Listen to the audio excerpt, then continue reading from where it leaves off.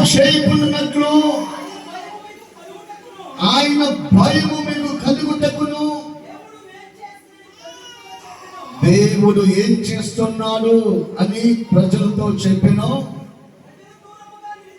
ప్రజలు దూరంగా నిలిచి మోషే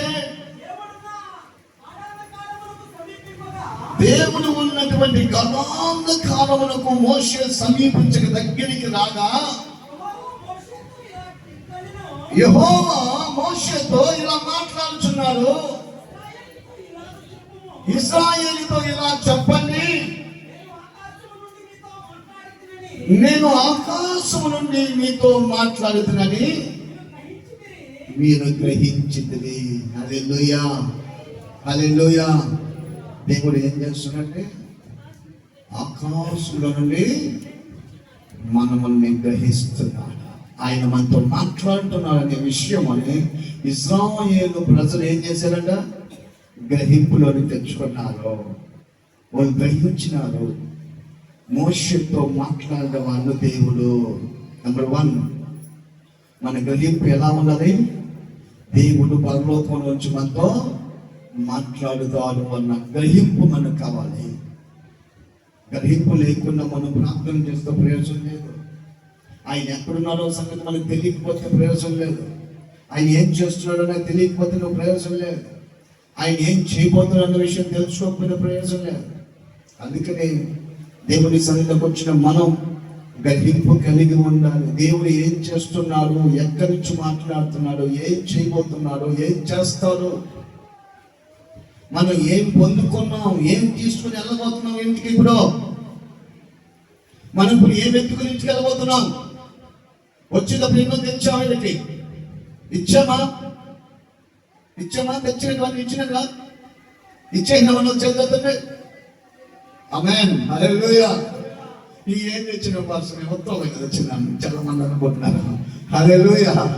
మనం వచ్చేటప్పుడు బాధలు తెచ్చాం, కష్టాలు తెచ్చాం, కన్నీరు తెచ్చాం, వ్యాధులు తెచ్చాం, భయంకరమైన శోధన తెచ్చాం, శత్రువులు తెచ్చాం.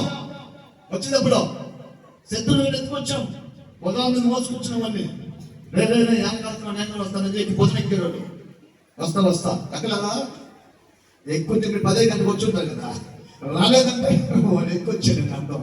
హల్లెలూయా, హల్లెలూయా. వాడిని ఏం చేయాలి ఇప్పుడు మనం? ఇప్పుడు వాడిని ఏం చేయాలి ఇప్పుడు మన?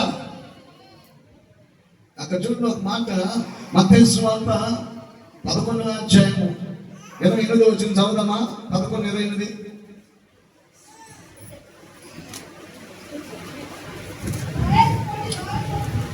ప్రయాసపడి భాగం వహించున్న సమస్య చెందారా, నా యొద్దకు రండి, నేను మీకు విశ్రాంతిని కలిగి చేస్తాను. ప్రయాసపడి వచ్చారు చాలా మంది మందిరానికి. ప్రయాసపడి చాలా పనులు ఉన్నాయి, చాలా అక్కర్లు ఉన్నాయి, చాలా కష్టం ఉంది, చాలా పనులు ఉన్నాయి, చాలా ఎమర్జెన్సీలు ఉన్నాయి, చాలా అక్కర్లు ఉన్నాయి, చాలా పనులు ఉన్నాయి.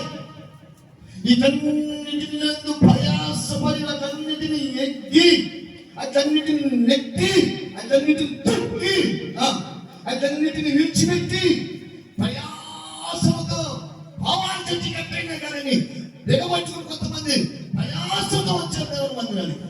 వచ్చాం కానీ ఇచ్చామా దించామా అంటే ఏర్కొచ్చిన అవన్నీ మర్చిపోతాం, ఆ ప్రయాసంతో మర్చిపోతాం, అవన్నీ మర్చిపోతాం. కాదండి, గ్రహింపు కలగాలి. మనం వచ్చేటప్పుడు ఎన్ని తెచ్చామో అవన్నీ ఏసీకి ఇచ్చేద్దాం. ఎన్ని చెందారు దేవుడు అమ్మాయి పడతామా? వాళ్ళు తెచ్చినటువంటి ఏం చేయాలి బ్రో? ఆయనకి ఇచ్చేద్దాం. 5 మంది కాదు, మంది కాదు, ఇది చెత్త, ఈ చెత్త 1 మంది కాదని చెప్పి ఆ చెత్తకి ఆయనకి ఇచ్చేసి ఆయన దగ్గర ఏది ఇస్తామన్నాడు అనుకో. ఏది ఇస్తామన్నాడు ఆయన? చెప్పాలి గట్టిగా. తీసుకున్నావా ఉందా? నీ భారం నేను తెచ్చకపోతే ఆయన నీడు, నీ పాత్రలు ఖాళీ కాకపోతే నీ పాత్రలు వేయడానికి ఏముంది? నీ పాత్రలు నిండిపోయింది. నిండిపోయిన పాత్రతో ఈ ప్రభు అంటే ఏదో ముందు నీ పాత్రని కలిగింది కదా. అన్నం తినడానికి మన పాత్రని కనుక్కొని ఎత్తుకుని పోతే, అన్నం పెట్టేవాడు ఎత్తుకోతే ఏం చెప్తున్నాడు? ఫస్ట్ వెళ్ళి పాత్రలు కలుగు. ఫస్ట్ వెళ్ళి నువ్వు పాత్రని కలుగు. కడిగిన తర్వాత భోజనం పెడతా. ప్రభు అయిన దేవుడు అంటాడు, నీ పాత్ర, హృదయం అనే పాత్రలో కడిగి వదలకపోతే, పరిశుద్ధపరచబడిన పాత్రగా రాకపోతే, ప్రభు అయిన దేవుడు నీకు ఎలా ఆ విశ్రాంతిని నీకు ఇస్తాడు? నీ పాత్రలోకి వేస్తాడు. నీ పాత్ర నింపబడాలంటే విశ్రాంతి నింపబడాలి. ఆ పాత్రలో నువ్వు ఏదైనా దాచేవేమో జాగ్రత్త. ఆ పాత్రలో ఇంకా ఏదైనా ఎత్తిపెట్టున్నావేమో, నీ హృదయంలో ఏదైనా దాచేస్తున్నావేమో, ఎత్తిపెట్టేస్తున్నావేమో.